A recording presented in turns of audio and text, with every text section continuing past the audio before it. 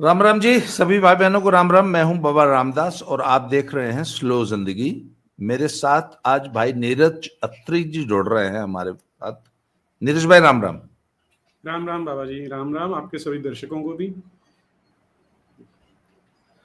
नीरज भाई, आज सुबह सुबह ये खबर पढ़ने को मिली कि ऑस्ट्रेलिया में, सॉरी सॉरी, कनाडा में सरी एक स्थान है, वहीं पे वो निज्जर जो था, वो जिस गुरुद्वारे का प्रधान था, उस गुरुद्वारे में इन खालिस्तानियों ने एम्बेसी ऑफ खालिस्तान का एक बैनर लगा दिया है कि साहब एम्बेसी, हमने खालिस्तान की एम्बेसी खोल दी। जी। चलिए, ये ऐसी बकवासबाजी करते रहते हैं बैठ के वहां पे। पर हम्म। सबसे सबसे बड़ा जो जो दुख वाली बात है वो ये है कि इस गुरुद्वारे को वहां की जो लोकल गवर्नमेंट है ना, गवर्नमेंट ऑफ ब्रिटिश कोलंबिया, वहां से फंडिंग मिली है $1.5 लाख की। जी। ये ज्यादा परेशान करने वाली चीज है कि वहां की सरकार लगातार इन खालिस्तानी एलिमेंट्स को और इन गुंडा एलिमेंट्स को, इन इन बदमाशों को लगातार सपोर्ट कर रही है और अपनी धरती से भारत के खिलाफ ये अभियान चलाने की लगातार परमिशन दे रही है। और भारत सरकार आज तक कैनेडियन गवर्नमेंट पे इतना दबाव नहीं बना पाई कि वो अपनी धरती से भारत के खिलाफ ये अभियान, उसमें कोई रोक लगा सके। आपका सर ओपनिंग रिमार्क आ जाए, इसके बाद बात करते हैं आगे। जी। वो जो मैंने ना आपके जब आपसे बात हुई मेरी, उसके बाद मैंने कनाडा में बात करने का प्रयास किया था, समझने की कोशिश कर रहा था कि क्या चल रहा है वहाँ पे। तो देखिए, जो जहाँ तक तो कनाडा की सरकार का सवाल है, वहाँ पॉलिटिक्स के जो दोनों एंड हैं स्पेक्ट्रम के, वो लगभग दोनों के दोनों ही खालिस्तानियों के साथ काम कर रहे हैं, खालिस्तानियों का समर्थन कर रहे हैं। ये तो हम लगभग क्या 4 दशकों से देख रहे हैं कम से कम, क्योंकि आपको याद होगा वो जो कनिष्क जो प्लेन बॉम्बिंग हुई थी, तब से आप कैनेडियन गवर्नमेंट का अगर ट्रैक रिकॉर्ड देखेंगे तो बीच में कभी मेरे ख्याल से 2 बार ऐसी स्टेटमेंट आई है कैनेडियन सरकार के, जो जिन्हें हम एक्सटर्नल अफेयर्स मिनिस्टर बोलते हैं, कि हम इस पे ध्यान देंगे, लेकिन ग्राउंड पे उन्होंने कोई चेंज नहीं किया। कोई उस तरह के लोगों को जैसे कहते हैं ना कि कोई दंड देने की या इवन इन्वेस्टिगेशन भी प्रॉपर करने का प्रयास किया हो, वो तो नहीं किया। लेकिन ये वाला जो हम आज बात करें कि 1.5 लाख रुपया जो दिया उन्होंने, मुझे जो लोगों ने अभी तक बताया है वो ये है कि इन्होंने वो जो बैनर नहीं लगाया, वहां पे जो पेंट किया, वो इन्होंने अभी 2-3 दिन पहले ही किया है।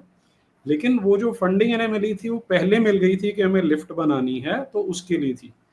तो जो स्थानीय लोग हैं वो ये बताने का प्रयास कर रहे हैं कि संभवतः सरकार को भी नहीं पता था कि इस तरह का एम्बेसी का बोर्ड वहां लगाएंगे, तो ये वहां के लोकल जो गुरुद्वारे की समिति है उनकी बदमाशी है, उनका ये कहना है।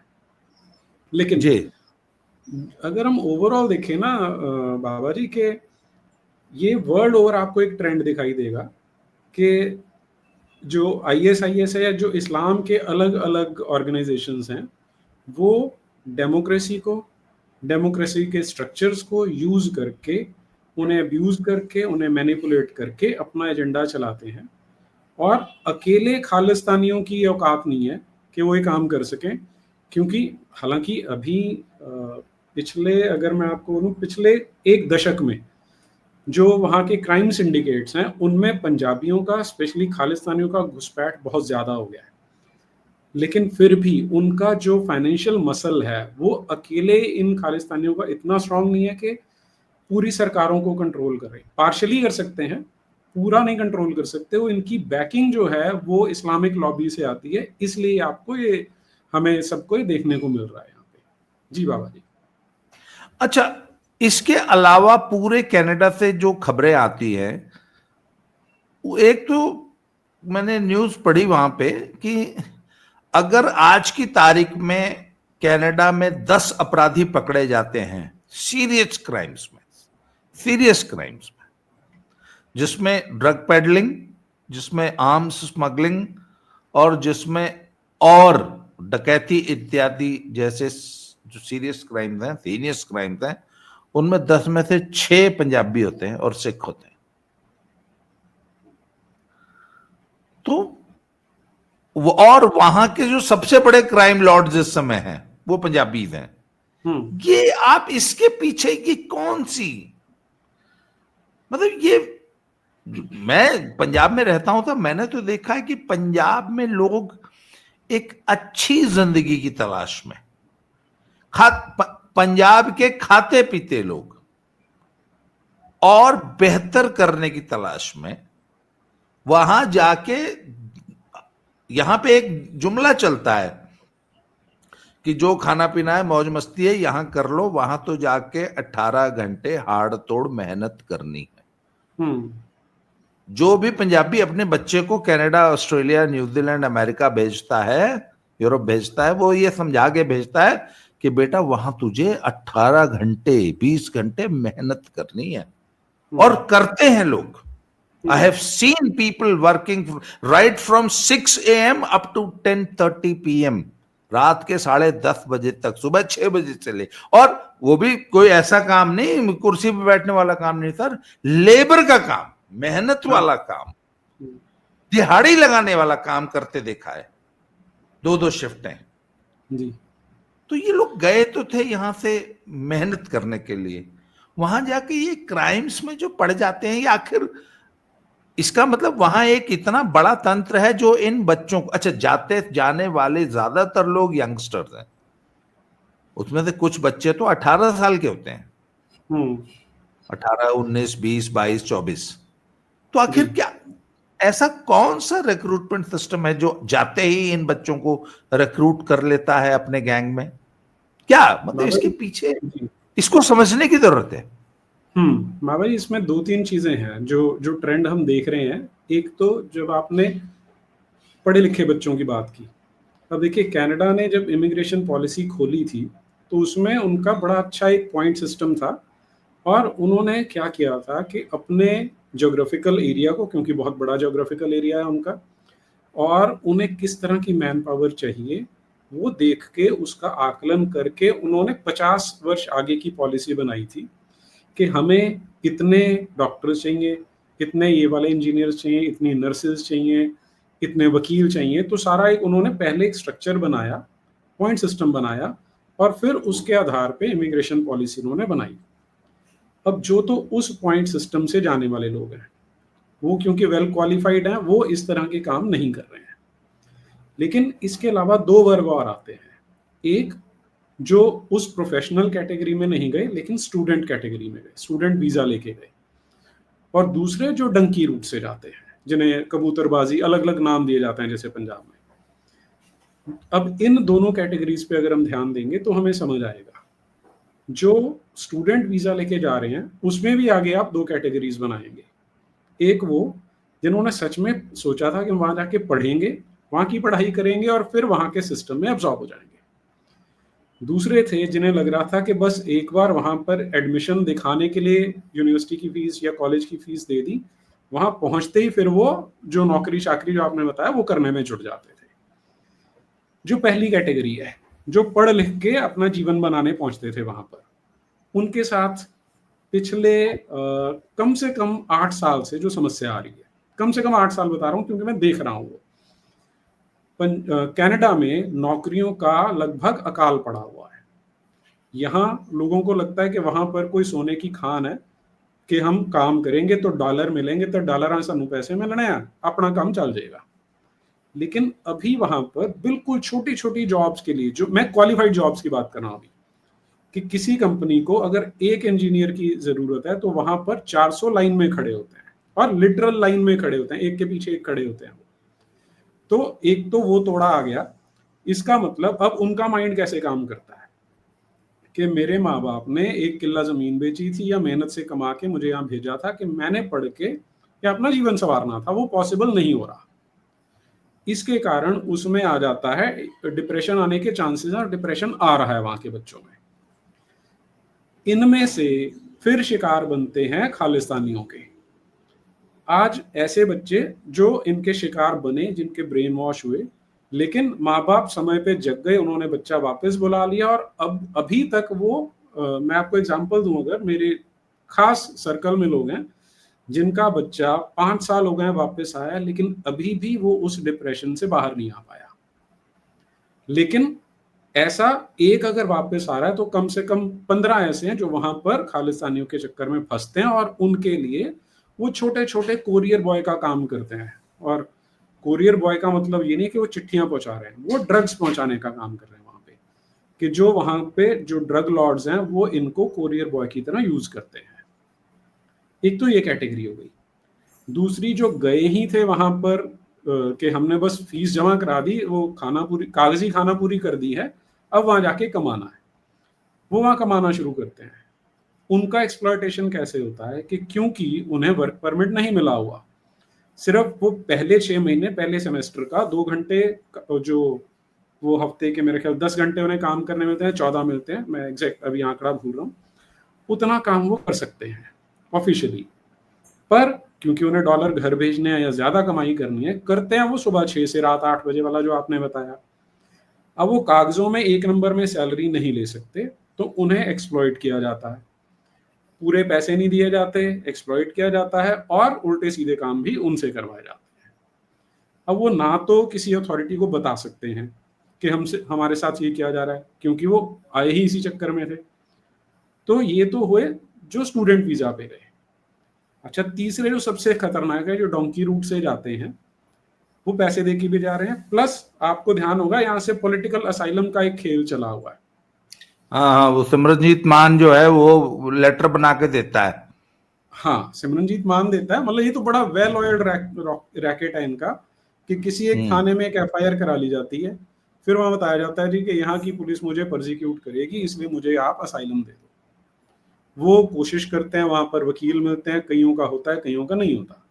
लेकिन ये लोग जो पहुंच जाते हैं, डंकी रूट वाले भी और असाइलम रूट वाले भी, ये एक्चुअली में ही इनमें से एक बहुत बड़ा वर्ग है जो एंटी सोशल होता है। तो इनकी तो मूल प्रवृत्ति, मूल प्रकृति ऐसी है कि वो क्राइम करके भी कमाई करेंगे। ये 3 कैटेगरीज हो गई जो वहां जाकर क्रिमिनल्स के लिए काम करती हैं, और ये थोड़े से हायर रैंक पे होते हैं, क्योंकि ये गुंडागर्दी इनको माइंडसेट में है, तो ये कोरियर बॉय से ऊपर वाले लेवल पे काम कर रहे हैं वहां पर आज की डेट में। तो ये इस तरह का वहां पर एक ताना बाना कह लें, स्ट्रक्चर कह लें, वो बना हुआ है। और दुर्भाग्य से अभी पंजाब के लोग इसे उतनी सीरियसली, या हमारी सरकार है उतनी सीरियसली नहीं ले रही है जितना लेना चाहिए था। ये समस्या है बाबा जी। अच्छा, अभी वहां एक और बड़ा मजेदार केस सामने आया है। एक वहां पे एक हमारे यहाँ के इंडिया के साउथ के कोई सॉफ्टवेयर इंजीनियर थे, उनका वहां पे बेरोजगारी चल रही थी, तो उन्होंने अच्छे वक्त में घर एक खरीद लिया था। तो उन्होंने सोचा कि मैं ना यूएस शिफ्ट हो जाता हूँ, तो उन्होंने अपना घर जो है किराए पे दे दिया। वो 6 लड़कों ने उनका घर किराए पे ले लिया, और वो कहते हैं जी सिर्फ 1 महीना किराया दिया, उसके बाद उन्होंने मुझे किराया देना बंद कर दिया।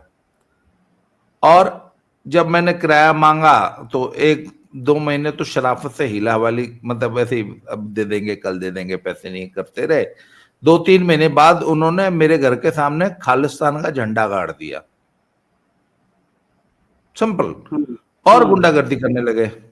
अच्छा, बाद में जब पुलिस ने इन्वेस्टिगेट किया तो वो खालिस्तानी थे ही नहीं लड़के, उसमें से 2 या 3 तो पंजाब के हिंदू फैमिली के बच्चे हैं। जी, पर इसमें उन्होंने जी जी झंडा वहां खालिस्तान का गाड़ दिया।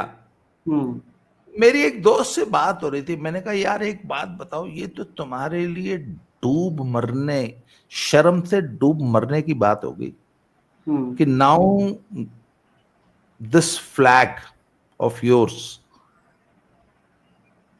Is being used for this purpose. अब तुम्हारा झंडा गाड़ के लोग गुंडागर्दी करेंगे।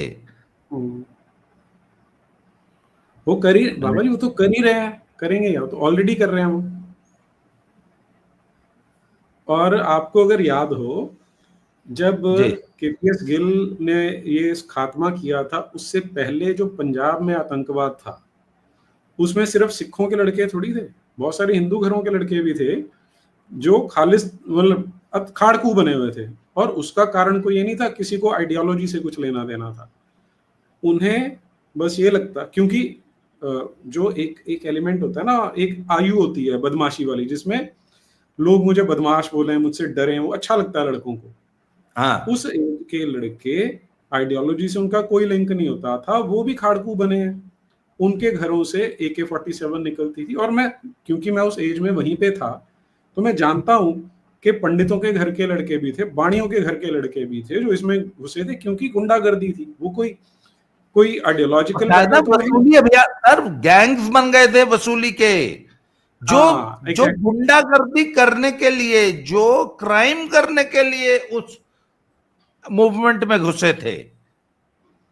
तो जो आप कह रहे हो, ये कनाडा में जो इंसिडेंट बता रहे हो, एग्जैक्टली उसी की रिफ्लेक्शन तो है कि जी। अगर गुंडागर्दी चलती है, एक पीले रंग का कपड़ा ला के टांगने से उन्हें एक बना बनाया घर मिल जाता है, तो गुंडागर्दी चल रही है तो चलाएंगे वो। इसमें इसमें तो मुझे हैरानी हो ही नहीं रही, लेकिन इंटरेस्टिंग लगा जो आपने बात बताई कि काम वहां शुरू हो गया। जी वापस। नहीं तो अब वो फिर वहां की जो पुलिस ने, ये हम्म, उन छह के छह छह थे वो लड़के, हम्म। उनको पकड़ के फिर अब वो डिपोर्ट कर रहे हैं उनको। ये कल कल वहाँ की न्यूज है कि, जी, वहाँ एक और अच्छा। चीज हो रही है बाबा जी, ऑस्ट्रेलिया जी में भी, न्यूजीलैंड में भी, और कनाडा में भी। सबसे ज्यादा कनाडा में हो रही है। वो क्या हो रहा है कि अब जो खालिस्तानी लॉबी है, वो इनफिल्ट्रेट कर गई है पॉलिटिकल सिस्टम में भी और पुलिस सिस्टम में भी। उसका रिजल्ट क्या हो रहा है कि लड़कों के हौसले और खुल रहे हैं वहां पर, जिन्होंने बदमाशी करनी है। उन्हें बोलते हैं, वो कहते हैं, तू परवाह ना कर, हुण तां आपां ही थानेदार आ, थानेदार अपने, तेनू चिंता करने की कोई लोड़ नहीं। वो लग जाते हैं बदमाशी में। पर ये जो इन्फिल्ट्रेशन है, ये सारे 100 के 100 थानों में तो है नहीं। 40 थानेदार अभी भी ऐसे हैं जिन्हें लगता है कि हमें लॉ एंड ऑर्डर के हिसाब से काम करना है या उनसे काम करवाया जाना है। वहां जब ये लड़के चपेट में आते हैं तो फंस जाते हैं, फिर उनका वो जो तंत्र है वो भी नहीं काम करता। तो इसलिए ये जो आप बता रहे हो कि डिपोर्ट किया जा रहा है, ये प्रोबेबली ऐसा एक प्रेसिडेंट है जहां पर अभी खालिस्तानी या ISI इन्फिल्ट्रेशन नहीं थी, इसलिए वो डिपोर्ट हो रहे हैं। नहीं तो आपको दोनों तरह की रिपोर्ट्स मिलेंगी वहां से, ये भी मिलेगी, वो भी मिलेगी, जहां पर कि पुलिस जो है वो नजरें घुमा लेते हैं, या वो ही रेड टेप पे फंसा देते हैं कि चलो जी देखेंगे करेंगे कैसे होना है, और जो गुंडे हैं वो सफल हो जाते हैं उसमें। तो ये दोनों तरह की कैटेगरी मिल रही है अभी। अच्छा सर, ये तो हो गई लड़कों की बात। बच्चियों का बहुत बुरा हाल है। लड़कियों का तो इतना भयानक एक्सप्लॉयटेशन हो रहा है कि वहां की वो खबरें, वहां के लोग वो कहते हैं यार अब बेटियों की क्या बात करें, आखिर बेटियां तो हमारी ही है। हम्म। उन्होंने कहा यार बेटियों को एक्सप्लॉयटेशन हो रहा है, ये दुख की बात है, पर इससे बड़े दुख की बात है कि करने वाले भी हमारे ही लोग हैं। मैं यही यही कहने लगा था बाबा जी, मैं कि ये जो बोल रहे हैं ना कि लड़कियों का बच्चियों का एक्सप्लॉयटेशन हो रहा है, ये यहीं से गए हुए पिछली पीढ़ी के लोग हैं जो वहां पर इन बच्चियों का शोषण कर रहे हैं। जी वहां आज हालत क्या हो गई है कि कई जो यहाँ से लड़कियां जाती हैं कि हम पढ़ने के लिए जा रही हैं, वीजा पे जा रही हैं, वहां कमाई कर लेंगी और पार्ट टाइम काम करके थोड़ा कमा लेंगी। उन्हें सपना तो यही दिखाया जाता है कि तुम्हारा आईलेट्स का बैंड हो गया क्लियर, तुम वहां पे एडमिशन लो, हमारे जानने वाले हैं जो तुम्हें वहां पर कहीं पे 2 घंटे की नौकरी करा देंगे, तुम्हारा खर्चा वहां से निकल जाएगा। जब वो लड़की वहां पहुंचती है, जब वहां लैंड करती है, तब उसे पता चलता है कि उसके रहने की व्यवस्था नहीं है। उसे रहना पड़ेगा, एक ऑलमोस्ट तंबू जैसा स्ट्रक्चर होता है वहां पर, शहर से बाहर, जो आउटस्कर्ट्स इन्हें बोलते हैं, जिन्हें जंगल बोला जाता है वहां की भाषा में। वहां पर 8-8 10-10 टेंट लगे हुए हैं, उन्हें बोला जाता है कि तुम यहाँ पे रह सकती हो। अब जनरली क्या होता है, क्योंकि अच्छे घर से गई होती है, उसे लगता है मुझे यहाँ नहीं रहना है, और फिर वो इनके एक्सप्लॉयटेशन के जाल में फंसती है। और वहीं के जो बड़ी आयु के लोग हैं ना, जो पहले से गए हुए हैं, लड़के इसमें कम इन्वॉल्व हैं, जो बड़ी 40 से ज्यादा उम्र के जो वहां पे भाइया जी गए हुए हैं पहले से, वो ज्यादा इन्वॉल्व हैं, जो लड़कियों का फिर शोषण करते हैं। उन्हें उन्हें ना इस तरह की टर्मिनोलॉजी बताई जाती है कि बेटा यहाँ एक शुगर डैडी होते हैं। अब ये शब्दावली उन लड़कियों ने पंजाब में नहीं सुनी होती कि शुगर डैडी होता है कि बड़ी उम्र का होगा, तुम्हारा पूरा ध्यान रखेगा, तुम्हें पैसे भी देगा, बस तुमने उसे एक आदमी का ध्यान रखना है। ये चल रहा है कनाडा में आज लड़कियों के लिए खास तौर पे। और इसीलिए मुझे लगता है कि यहाँ से जो लोग भेज रहे हैं उन्हें ये चीज पता हो कि आज कनाडा वो वाला नहीं है जो आज से 25 साल पहले था, बहुत बदल चुका है। जी, अभी हम लोग ने एक बात कर रहे थे कि आखिर वहां पे ऐसा क्या सिस्टम है, ऐसा ये बच्चे इन गैंग्स के चक्कर में फंस क्यों जाते हैं, इन खालिस्तानियों के चक्कर में। तो मैं आपको अपना पर्सनल एक्सपीरियंस बताता हूं। मैं ऐसे बहुत से बच्चों को जानता हूं जिनके साथ हम यहां दिन रात उठते बैठते थे, नॉर्मल बच्चे थे, फिर वो वहां जाके अचानक खालिस्तानी क्यों हो गए या गैंगस्टर्स क्यों हो गए। तो एक बच्चे से मैंने पूछा, वो आया वापस, तो मैंने पूछा ये बताइए क्या चक्कर है। कहता जी पहले तो वहां सबसे बड़ा टोटा जो है ना वो है खाने का। भूखे मर रहे हैं बच्चे, खाना नहीं मिलता।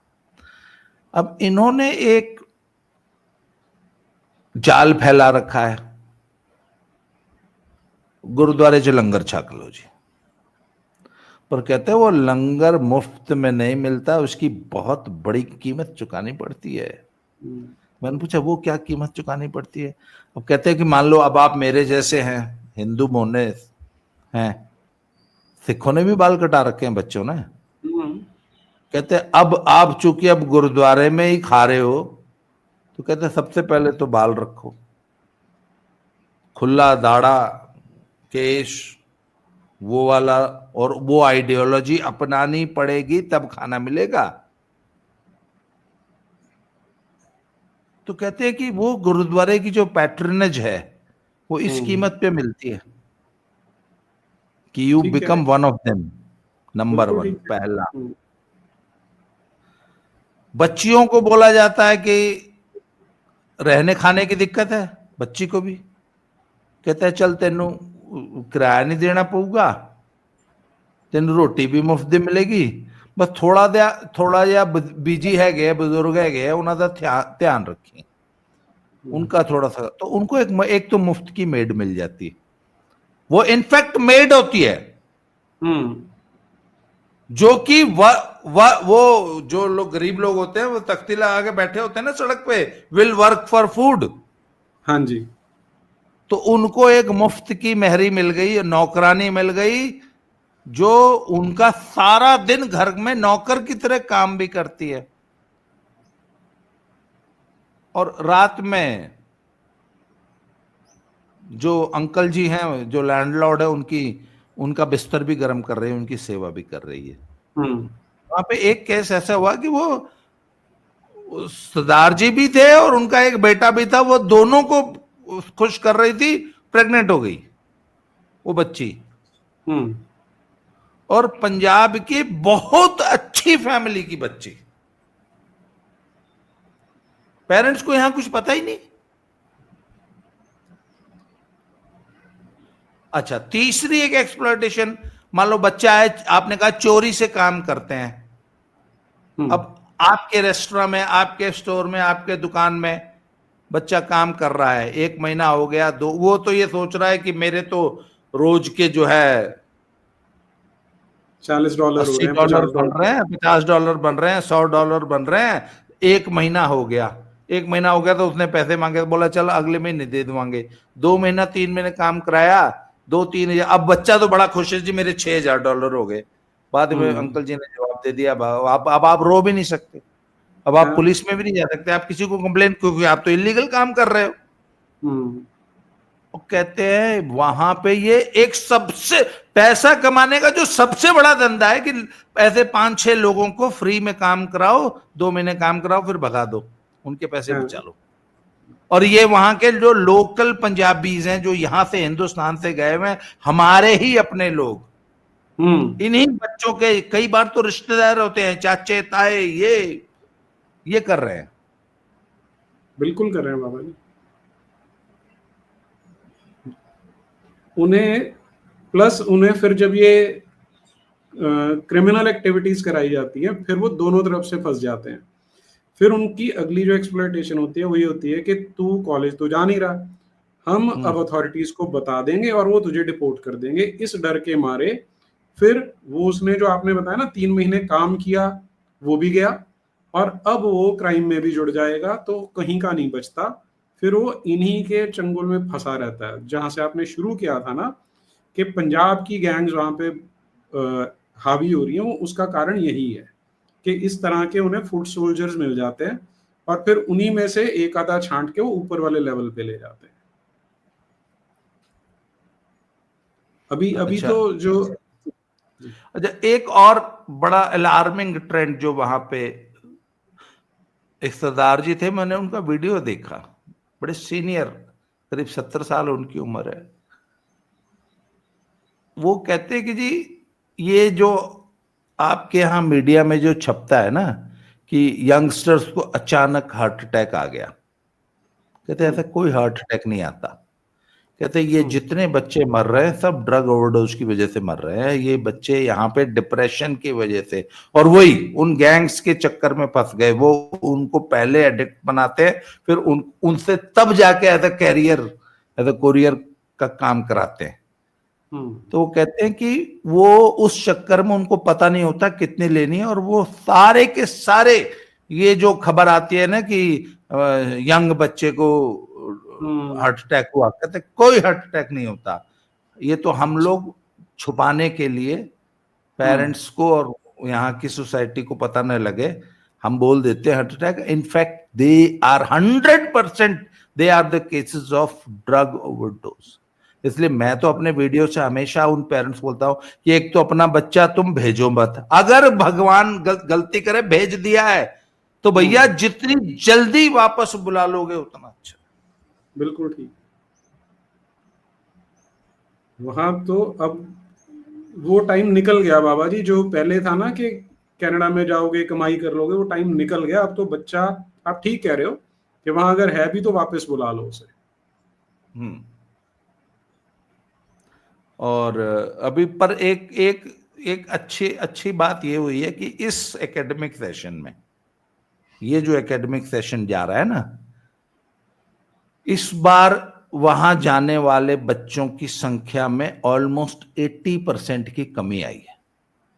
अगर पहले 1 लाख बच्चा जा रहा था तो इस बार सिर्फ 20,000 गया है। पहली बात यहाँ पिछले 8 सालों से जो पंजाब का ट्रेंड था कि 12वीं के बाद सीधे वहां भेज देते थे, तो यहाँ के पंजाब के जितने कॉलेजेस, वो कॉलेजेस जिनमें 3-3 हजार सीटें थी स्टूडेंट्स की, उनमें 400, 600, 800 बच्चा रह गया था।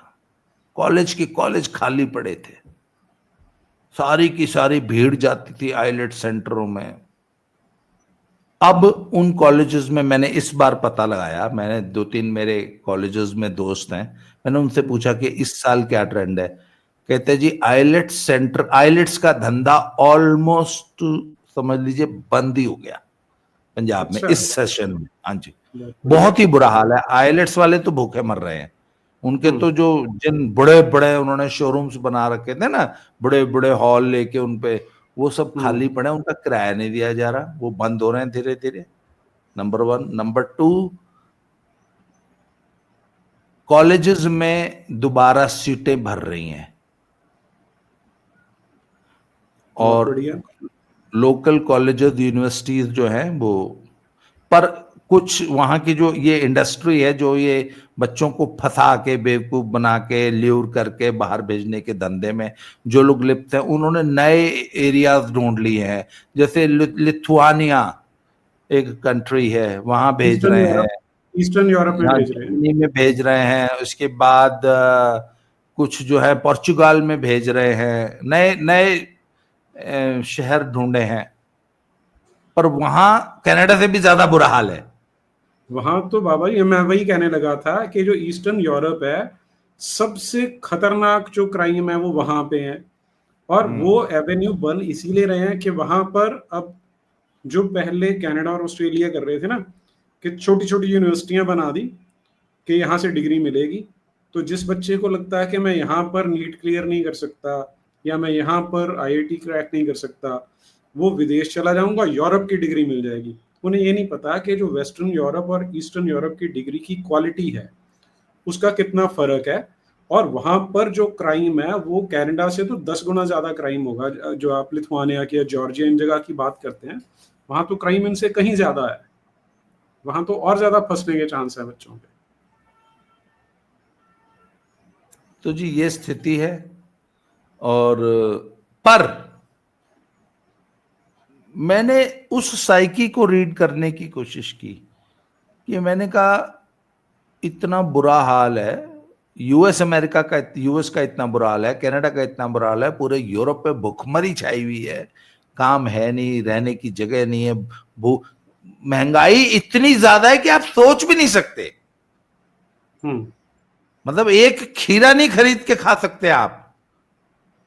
जबकि एक जमाने में ये मशहूर होता था कि यूरोप में इतना खाना है, इतना खाना है कि खाने से स्टोर भरे रहते हैं और पूछता नहीं। कहते $100 में इतना खाना आ जाता है कि पूरी फैमिली एक महीना खा नहीं सकती। कहते हैं अब तो $100 में आप एक छोटे से लिफाफे में खाना लेके आते हैं जो कि एक हफ्ता नहीं चलता, एक बच्चे का, एक बच्चे का। तो सर इतने बुरे हालातों के बावजूद आप पंजाब के किसी भी पंजाबी से बात कर लो, विदेश जाने का उसका भूत उतरा नहीं है। आज नहीं तो कल। अभी अभी अभी उनका क्या है, ओ चलो ट्रंप हैगा, कुछ दिन माहौल खराब है, ठीक हो जाऊगा, चलो रिसेशन है, बड़ी बारी ऐसी रिसेशन देखे आ, ਅੱਜ रिसेशन है कल नू ठीक हो जाऊगा, ਅੱਜ डिप्रेशन है कल नू ठीक हो जाऊगा।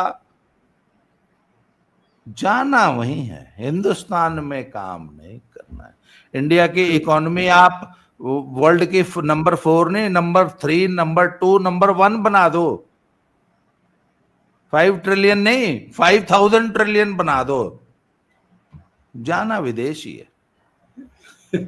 बाबा जी वो बचपन से अपने चाचे की, अपने दादे की कहानियां सुनते आ रहे हैं कि ਅਸੀਂ ਉੱਥੇ ਗਏ ਸੀਗੇ, ਹੁਣ ਦੇਖ ਅਸੀਂ ਇੰਨੇ डॉलर भेजते, ਅਸੀਂ ਇੱਥੇ ਤੁਹਾਡੀ कोठी खड़ी करती। तो बच्चा जो बचपन से सुन रहा है उसे लगता है कि पता नहीं वहां पे आज भी वही वाली जन्नत मुझे देखने को मिलेगी, गोरी गोरी मेम मिल जाएंगी उसे वहां पर टाइम पास करने के लिए। लेकिन वो ये नहीं समझ पा रहे कि आज टाइम बहुत बदल गया। प्लस जो एक और जो चेंज आ रहा है बाबा जी, अभी पूरे पूरे वर्ल्ड में जो चेंज आ रहा है वो रेशियल अटैक्स का है। हर कोई, जो जिसे जीनोफोबिया बोलते हैं ना, हर कोई चाहता है कि हमारी इकोनॉमी के ऊपर ये परजीवी बन के बैठ रहे हैं, ये ना बैठे। इसलिए अब देखो आयरलैंड में अब रिपोर्ट्स आने लगी हैं, वहां पर जो ये हिंदुस्तानियों पे या रेसिस्ट हमले जो होते थे वो सबसे कम होते थे या ऑलमोस्ट नेग्लिजिबल थे, वहां भी होने लग गए हैं। तो अमेरिका में, कनाडा, सब जगह पे ऑन द राइज है। तो फ्यूचर वहां का नहीं है। और जो आपने बात बोली ना कि इंडिया की कितनी मर्जी इकोनॉमी कर लो, मुझे लग रहा है जब तक, आपने ठीक बोला, जब तक $5000 ट्रिलियन नहीं ना हो जाते और गोरे यहाँ आके नौकरी नहीं करनी शुरू कर देते, तब तक पंजाबियों का वो कीड़ा शांत नहीं होगा कि हमने गोरों के वहां जाके काम करना है। तो सर हमारा तो वीडियो बनाने का एक ही उद्देश्य रहा है कि हम अपने इंडियन पेरेंट्स को ये समझा सकें कि भैया आने वाला समय इंडिया का है। India is the fastest growing economy in the world. तुम वहां जा रहे हो, साले भूखे मर रहे हो, वहां पे तुम्हें काम नहीं है ना खाना है। इंडिया में इतना काम है, इतना काम है कि हमें यहाँ काम करने वाले लोग नहीं मिल रहे। वो कहते जी इंडिया में कुछ मिलता नहीं। उन्होंने कहा, मैंने कहा जब किसी की नौकरी करोगे तो वो कुछ नहीं देगा, पर नौकरी में ही अगर सीख जाओगे काम, जब वो तुम्हें देगा कि तुम्हें आता है कि नहीं, तुम अनस्किल्ड लेबर हो, वो तुम्हें क्या देगा, 15,000 देगा। पर तुम जरा जिस फील्ड में हो उसमें जरा 3 साल काम करके देखो, काम सीखो। तो यहाँ ऐसे भी तो लोग हैं, यही तो हैं वो जो कि 2 लाख रुपए 3 लाख रुपए महीना कमा रहे हैं। हाँ, बजाय तुम नौकरी करने के, हाँ, नौकरी करके सीख के नौकरी देने वाले बनो। बिल्कुल। ये होना चाहिए ना, जो माइंडसेट है वो तो ये होना चाहिए। प्लस बाबा जी जो आपने बातें बोली, मैं एक चीज और उसमें जोड़ देता हूँ कि आज आप चले जाओ, आपको वहां पर इज्जत भी नहीं मिलती। जो इस तरह 2 नंबर में जाते हैं उनको सबसे बड़ी चीज क्या होती है? पैसा। चलो कोई बात नहीं, पैसा आपके पास बहुत होगा, लेकिन रिस्पेक्ट आपको नहीं मिलने वाली वहां जाके, वो आपको यही मिलेगी। और अगर आप यहाँ वेल्थ क्रिएटर बन जाते हो, जो कि पंजाबियों का सबसे बड़ा गुण होता था कि सबसे बड़े एंटरप्रेन्योर माने जाते थे, कि नए तरह के बिजनेस क्रिएट करते थे, वो गुण अपना वापस पैदा करो, लोगों को नौकरियां देने वाले बनो, देश के लिए भी भला होगा, अपने लिए भी भला होगा। जी जी तो और कम से कम बच्चा निगाह के सामने तो रहेगा। हाँ, सबसे बड़ी बच्चा कल बात। को वहां वहां जाके एलियन नहीं ना बन जाएगा। हाँ हैं? वहां के जो लोग जो सर वहां पे जो यहाँ से आदमी जाता है फर्स्ट जनरेशन वाला तो ठीक रहता है, वो हिंदुस्तान से जुड़ा भी है, भारत से जुड़ा भी है, उसको पंजाब की याद आती है। पर उसी का जो बेटा वहां पैदा होता है, वो जब 10 साल बाद वो जब कभी अगर एक तो वो आता नहीं हिंदुस्तान, आता भी है तो एलियन बन के आता है। वो अपने बाप से वहां कहता है, जब वो कहता है ना कि पुत्र साडा मुल्क साडा देश साडा पंजाब, कहता है no it's your Punjab, I am British, I am Canadian, that's your country. उसका उसका भारत से कोई, तो कम से कम आप अपने आने वाली पीढ़ियों को इस देश से, इस सभ्यता से, इस संस्कृति से और फाइनली इस धर्म से काट रहे हैं। एक जनरेशन आपको पता नहीं चलता, पर आपकी दूसरी तीसरी जनरेशन जो होती है ना, वो पूरी की पूरी कैनेडियन पैदा होती है। फिर आप पछताते हो कि यार इतनी मेहनत करके घर तो, ये जो एक घर ही तो बनाया है। हाँ, और किया क्या और कमाया क्या? ठीक बात है। और कमाया क्या? पता लगा उस घर से भी लड़की 14 साल की होते ही घर से निकल गई, 18 साल की होते ही है। या लड़की अपना काला बॉयफ्रेंड ले, 14 साल की बच्ची, कहता मैं इसका अर्धा करा की, कहता 14 साल दी मेरी पोती है, वो अपने बॉयफ्रेंड नु लेके आंदी है, मैं कुछ उन्होंने मना भी नहीं करता था। सरदार जी तो वहां यही रो रहे थे कि हर काले जे मुंडे नु हर चौथे दिन नवे मुंडे नु लेके आ जाती है। ये तो वहां ये कमाया है इन लोगों ने वहां जाके। कमाया गवाया। हाँ, तो मैंने पूछा, मैंने कहा आज से 20 साल बाद 30 साल बाद हिसाब करना, क्या मिला क्या गंवाया। नीरज भाई आपने समय दिया सर, इसके लिए बहुत बहुत धन्यवाद, आभार। जी दोबारा जी बाबा नए जी, बहुत टॉपिक धन्यवाद आपके दर्शकों को भी। जी थैंक यू जी, प्रणाम, जय श्री राम। जय श्री राम।